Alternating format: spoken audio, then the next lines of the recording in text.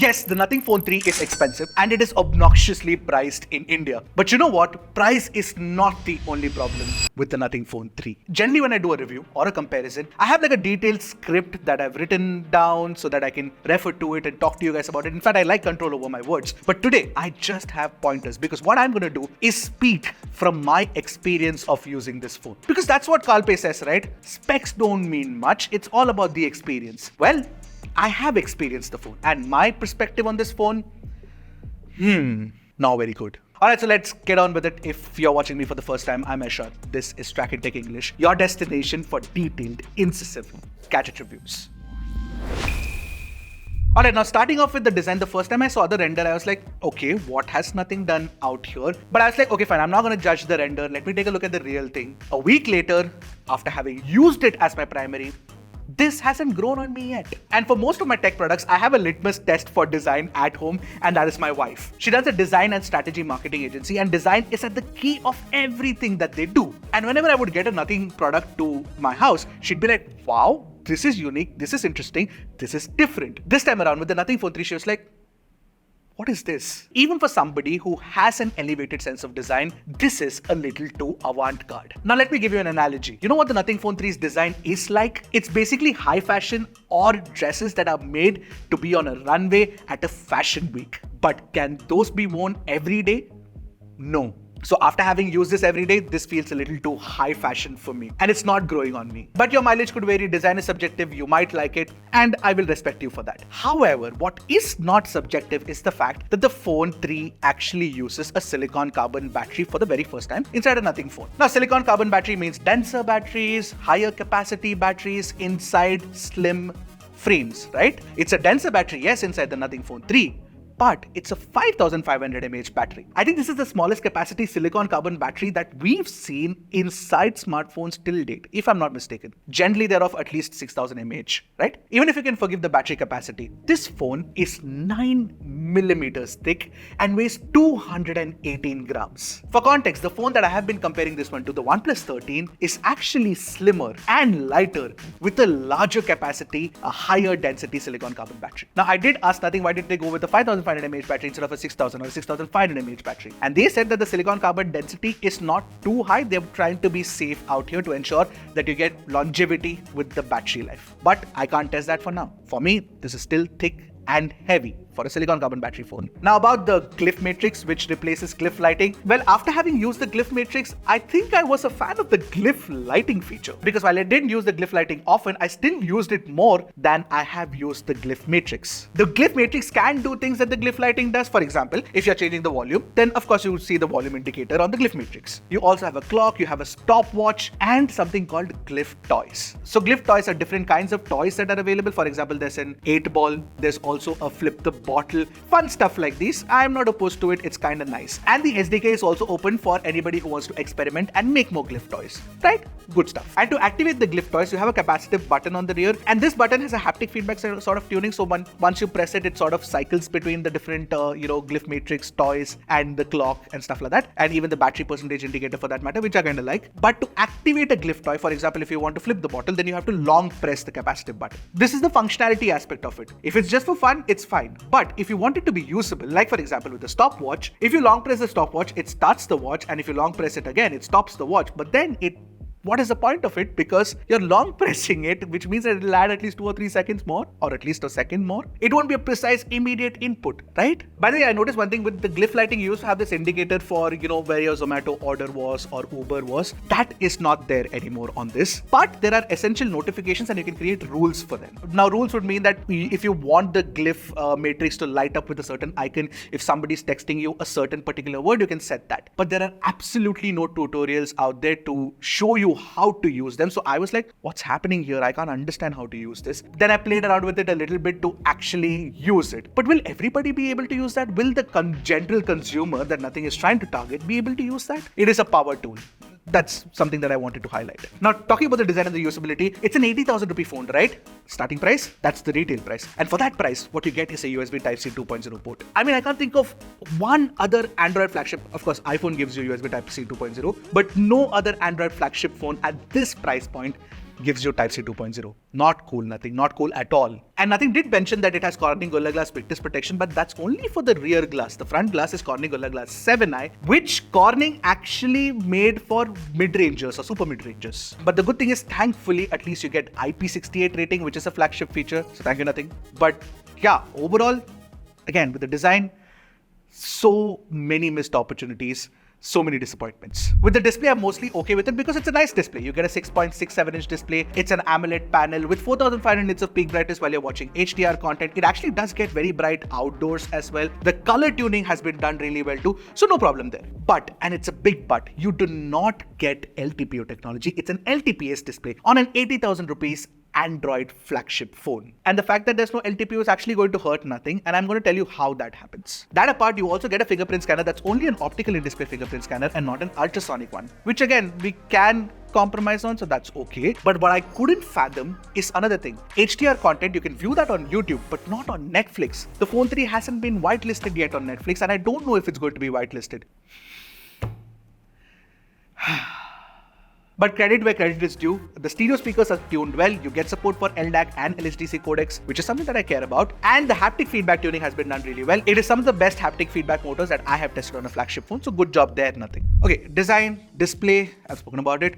Now, performance. And it, of course, the true flagship has the true flagship processor. No, not the Snapdragon 8 Elite. Of course, it's the Snapdragon 8S Gen 4 with LPDDR5X RAM type, UFS 4.0 storage. And this phone is available in two variants, the 12 256GB and 16 512GB. So obviously, we shouldn't worry about the system on chip so much if the performance tuning has been done well, if it's smooth to use, all of that. Also considering the fact that the Pixel 9 series uses the Tensor G4, which is far more underpowered compared to the Snapdragon 8S Gen 4, this can be considered okay. But again, there's a big but here, once again, is that the performance tuning is not very good. So of all the Snapdragon 8S Gen 4s that we've tested, the Antutu score was the lowest on the Nothing Phone 3. The CPU throttled to about 75% CPU stability, which is not too bad. But here's something interesting that happened when we tested out 3D Mark Wildlife stress test, which is something that we always do, right? So we have two units. On both the units, the phone got hot and it kicked us out of the app. So when we went back to the app, it is not supporting the Phone 3 anymore, and we couldn't run the test, which indicates that there could be heating problems.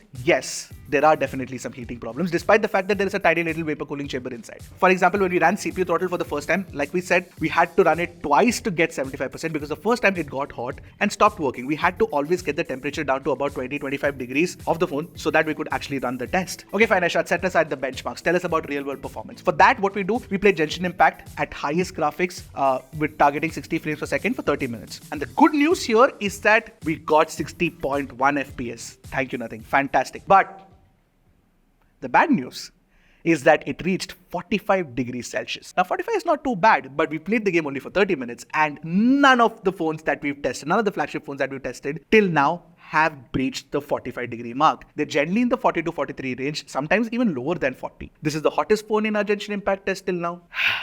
Oh my God. Pani se aate jasme. No, mazak kar raha hu. That's the amount of frustration that I have.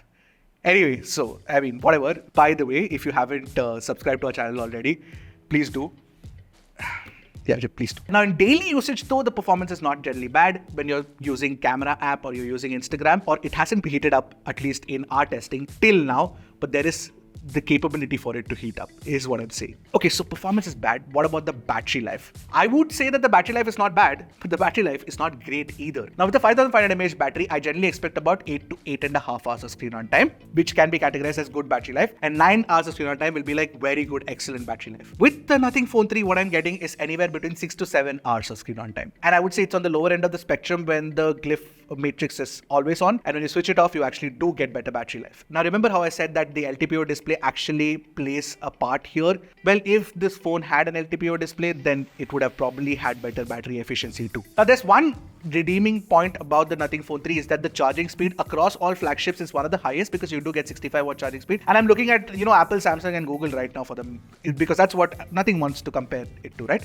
65 watt is good. But just like those brands, doesn't bundle a charger inside the box, which you have to buy separately, and it needs to be PD-PPS supported. So yeah, so it's going to be an expensive charger, or it's going to be an expensive purchase over and above the purchase of the phone itself. But you do get a nice cable in the box. I like it. And this time around, the Nothing has also bundled a case inside the box, so that's good. But the case quality, not so good. In fact, the quality of the case doesn't look very flagship, by the way, just saying. Next up, I want to talk about the cameras. And this is where I felt like, okay, maybe nothing might redeem itself here. But let me just tell you. So 50 megapixel primary camera, Omnivision camera, 50 megapixel 3x telephoto, Samsung JN5, 50 megapixel ultra wide with no autofocus, by the way, and a 50 megapixel selfie camera, Samsung JN1. Now to test the cameras out, I actually compared it to the OnePlus 13, and on days when there are no discounts, right now the OnePlus 13 has a discount and it's available for 60,000 rupees. Even when it's not available for 60 and it's available for 70, it is 10,000 rupees lower in price compared to the Nothing Phone 3. So keep that in mind, and this comparison does make a lot of sense. So first, let's take a look at the primary cameras, and the primary camera details are definitely not as good as OnePlus, both in daylight and in low light. This despite the fact that Nothing actually uses a larger Omnivision sensor. Now the HDR tuning is actually fine for landscape shots,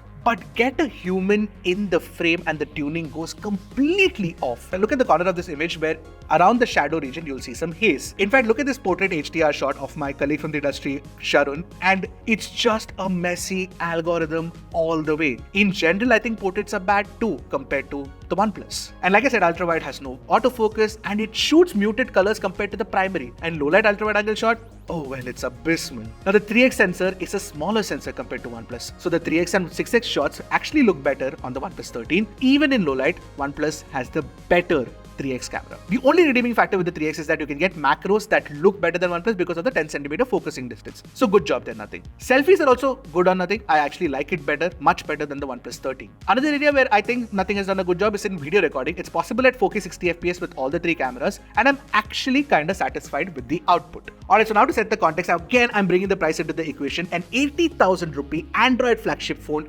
definitely needs to have better camera performance than this. It's not bad, but it's above average only. Oh, by the way, I completely forgot to address the fact that the OnePlus 13 has a much faster shutter compared to the Nothing Phone 3. So moving subjects are crisp and detailed on the OnePlus 13 compared to the Nothing Phone 3. Alright, so the one good thing about the Nothing Phone 3 has to be the software experience. You get Nothing OS 3.5 based on Android 15, so that's good. And you also do get support for 5 plus 7 years of OS Plus security updates, which is a good thing. Nothing has done this for the first time for their flagship phone. Thank you. Now compared to Nothing OS 3, there's not too much of a difference with Nothing OS 3.5. You get the same features that we've already seen. For example, you get those quick setting widgets on the lock screen and the home screen, which I kind of like. I really love the design aesthetic of this operating system. I also do like the enlarged folders with the icons. There's a whimsical design aesthetic out there, which I kind of really like. Maybe some people might say like this is the whimsical on the rear. And you also get these first party apps that are designed in the typical Nothing style, and they look pretty good. And then of course there's the Essential Key, which was first introduced with the Nothing Phone 3A series. And with the Nothing Phone 3, the Essential Key also does the same thing that the Nothing Phone 3A series does. Basically, what it can do is capture memories of what's on your screen, and it stores these memories into essential space. It uses AI to summarize stuff and, sort of create automatic events and stuff like that. Honestly, across different phones that I've been testing, I have not been compelled to use this AI feature enough. Now, if there are Nothing Phone 3 users in the audience and if you are using it, let me know in the comments. Nothing says that a lot of people seem to be using it. Now, with that Essential Space feature, you do get the flip to record now, which means that you can flip and it'll record and it'll transcribe that audio and, create a summary for you. All of that is nicely done. But here again, Nothing has given a limit of only 300 minutes. So for a month, basically. So if you exhaust those 300 minutes, you'll have to replenish that next month. So you won't get more minutes for that month. And by the way, there is a new addition that is Essential Search, which I kind of like actually. I did like the contextual search options that it gave me. For example, when I search Gmail, then it would give me all my different inboxes and I could go to the inbox directly from there of my choice. So the OS experience is the one good thing about the Nothing Phone 3. But you can get the same experience with the Nothing Phone 3A and the 3A Pro if OS is all that you want. By the way, one more good thing about the phone is that with respect to network capabilities, it does a fantastic job. It gives you support for 19 5G bands, Wi-Fi 7, Bluetooth 6, NFC, everything is there. And I've tried it with multiple networks, including an eSIM. All of that works absolutely fine. In fact, really well. So dear Nothing, with all of your products, I've actually rooted for you. You're the underdog in the industry. I've loved your products, including the recently launched headphone one. I just sang praises for it. Some people might have not even liked the tuning, but I did. But the Phone 3, it really feels like this is not what you wanted to make. Of course, at 80,000 rupees, I find it very difficult to recommend the Nothing Phone 3. But say, for example, if it got discounts and went down to 60 or 50, I mean, 50 will be a bit of a stretch, but say it lost value, even then the product has to be good. I feel like nothing needs to add a few more OTA updates. It feels a little unfinished. And even then, I feel like this is going to be very tough to recommend because the product itself left me wanting for more. And I'm not even talking about the specs anymore. I'm just talking about the experience. Even when I reviewed the Pixel 9 series, especially the 9 Pro and the 9 Pro XL, I did call out Tensor G4 and even the camera tuning. But I ended up using that phone because the experience with that was good. But I'm not feeling that with the Nothing Phone 3. And I have to be very honest about it. And I have a strong feeling like this phone was made for Nothing's investors so that they can actually, go up in brand value and compete against the Apples and the Samsung and the Googles of the world. But I feel like Nothing is not there yet. Just my opinion. What you guys think? Let me know in the comments. I'll see you guys in the next one. Until then, peace out, keep tracking and stay safe.